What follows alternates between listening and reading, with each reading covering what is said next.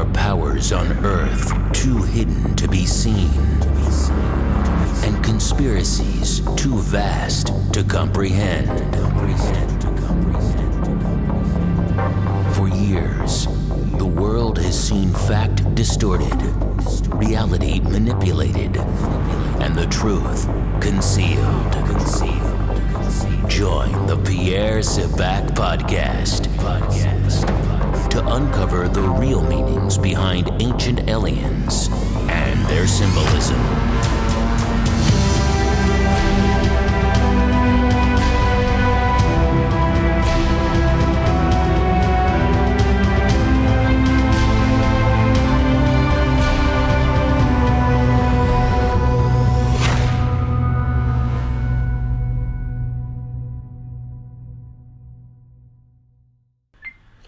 Hi, this is Pierre Sabak, unlocking the keys to the mysteries.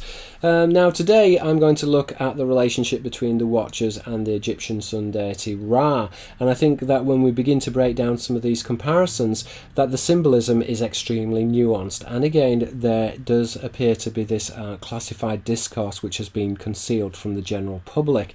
Now, in order for me to go over who and what the symbolism of Ra is, the Egyptian sun deity, we're going to first of all just quickly reacquaint ourselves with who and what the Watchers are.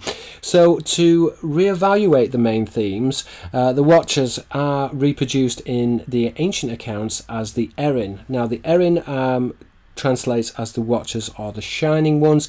They were described in apocryphal literature such as the text of Amran as having the appearance of a viper. So the Erin, the Watchers or the Shining Ones, are a type of seraphim. Again, Seraph is related to Sopheth, which is a watcher, and Serapha, which is fire.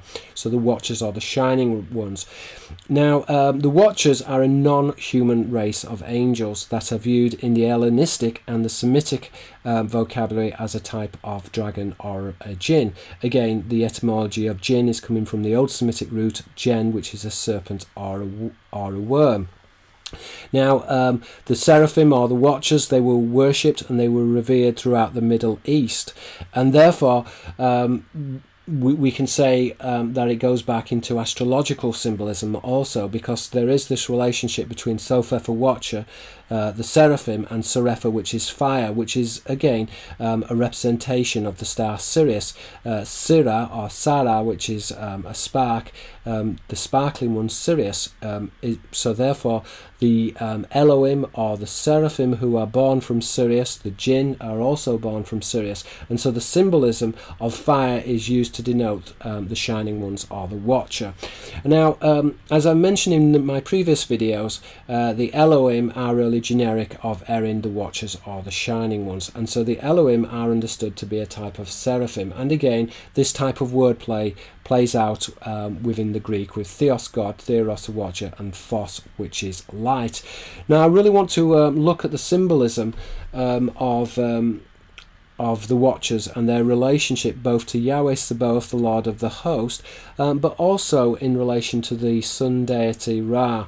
So to begin with, if we break down the etymologies, we can say that Sopheth, a watcher, is related to Seraph, which can be understood generically to be a flaming one. Again, the context is of Sirius. But again, the seraphim are understood or are described in the biblical tradition to be a type of Malach Elohim, literally a high angel. But remember that the two terms Malach and Elohim, that they are one and the same, that they are synonymous, that the angels were often described as Elohim, and they were described as a type of deity. Now, comparing Sopheth, a watcher, with the Erin, we see similar comparisons between Erin, the Watchers, Erin, the Shining Ones, and the Elohim, the lofty ones. Again, the lofty one is a type of deity, but has a connotation of an Erin, which is the Watchers or the Shining Ones, who were described as having the features of a viper. So once again, the Elohim are a type of Malach Elohim, which are a type of seraphim. Now, when we go into the etymology of Yahweh, also we see that the eye, which is a symbol of the dragon, Drakon, Drakane, which is to look within the within the Greek, again, we're seeing that there is this relationship with the dragon. So therefore, Yahweh Yireh was a title which was used in the Bible to refer to Yahweh. And Yahweh Yireh means Yahweh will see. Again, the connotation is of a watcher. Now, interesting, Yireh, which is related to which is the singular noun for a watcher, and Erin, which are the watchers.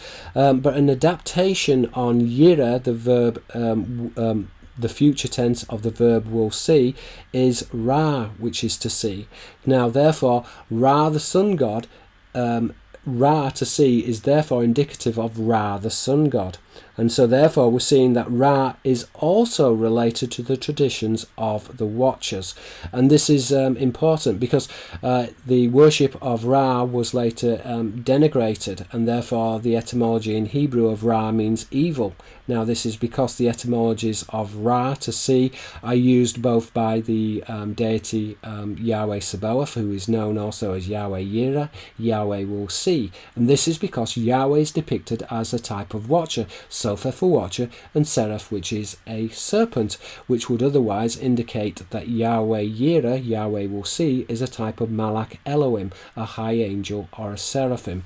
So, looking at the Yahweh Elohim, otherwise Yahweh, we can see that the Elohim are one and the same as the Watchers. As we said, there's this cross comparison between the Elohim and Erin, the Watchers, which are otherwise known as the Shining Ones, which are equated with the seraphic host. The seraphic host are derived from Sirius, the shining star Sirius.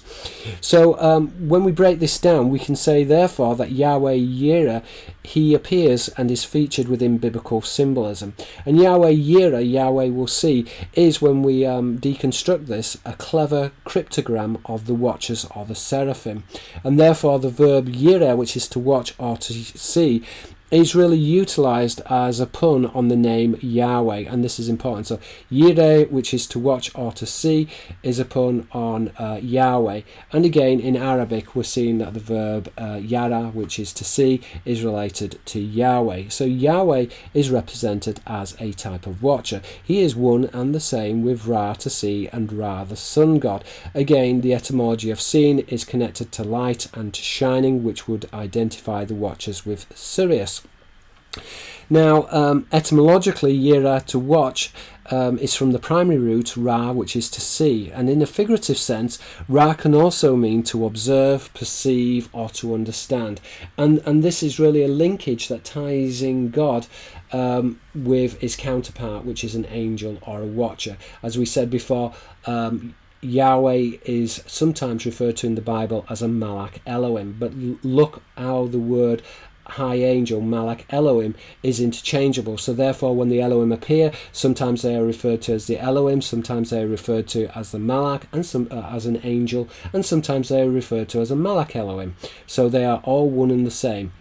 Now, etymologically, Yireh, to watch, which is from the primary root Ra, to see, has a deeper meaning. It means to perceive, it means to understand. And so this is really, again, a God which has complete or total understanding, and therefore Yahweh Yireh, Yahweh will see, is one who is aligned to the angels or to the watchers, because the watchers are watching over mankind. The watchers, as we said before, is a signifier which is used to specify the dragon, or specifically the jinn, as the old etymology of jinn is related to jen, which is a serpent or a worm.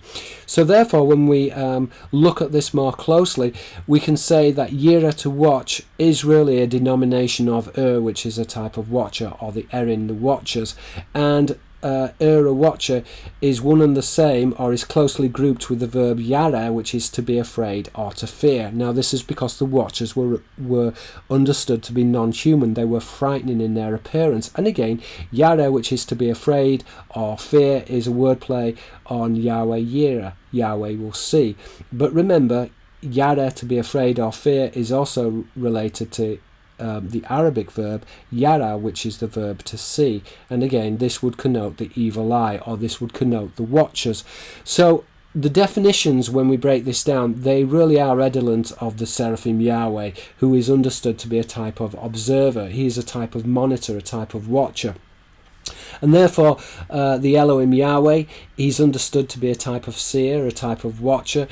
But again, that there is this close comparison in the Egyptian mysteries with the Egyptian supreme deity Ra, in Arabic Sirah, which is Sirius. Now again, ostensibly Yah is the sun god, but because Ra is related to etymologies appertaining to sight, this would actually link him in with Sirius, and is also found within the etymology of Ra, because in Arabic Sirah is Sirius. Now Sir means secret, and Ra, so the secrets of Ra is Sirius. So covertly the sun god is rendered as Sirah, which is the secrets of Sirius. Now etymologically, Sirah Sirius is grouped with Sarah, which is a spark, which again is linked in with the jinn, who are born from fire, and is also linked with the seraphim, Sofa for watcher, Serapha, which is fire. Now when we look at the glyph of Ra, it's written in the hieroglyph with a circle and a smaller circle within. Now this is actually a representation of a supplication vessel. So the supplication receptacles, or a type of vessel, was a type of plate, and then there was a semicircle inside, and this was a type of supplication vessel. But this supplication vessel, which was used for sacrifice, is actually a representation of a wheel and an axle. Now this is important because a wheel and an axle is used in the biblical tradition to denote the Ophanim wheels. In a modern parlance, we would say that the Ophanim wheels is a type of flying saucer. So this is very important, that flying saucers are groups within the hieroglyphic with both a supplication vessel, but also is used to denote Sirius. So the Ophanim wheels, or at least an element of the Ophanim wheels, are grouped with Sirius, and this is very particular to the representation of the Watchers, or the Shining Ones, who are said to originate from Sirius. Now the Watchers, or the Shining Ones, are represented with the watching eye, which is used typically as a solar emblem, but covertly is used to represent Sirius, and is also an emblem which is discursive of the Ophanim wheels, which can be understood to be a type of flying saucer or a votive dish. So in English we would say a flying saucer, but in the ancient world these flying saucers were understood or were paired with votive dishes, and this is relates to both blood sacrifice and also to the idea that animals and people could be taken by the Watchers or the Shining Ones. And again, I've done various videos on the Watchers or the Shining Ones and their representation with the reptiles, in terms of how the reptile is often represented as one who snatches. And so this is another idea which plays into the etymologies pertaining to Sirius, and the idea that Sirius is correlated with a votive dish which is related to the Ophanim wheels.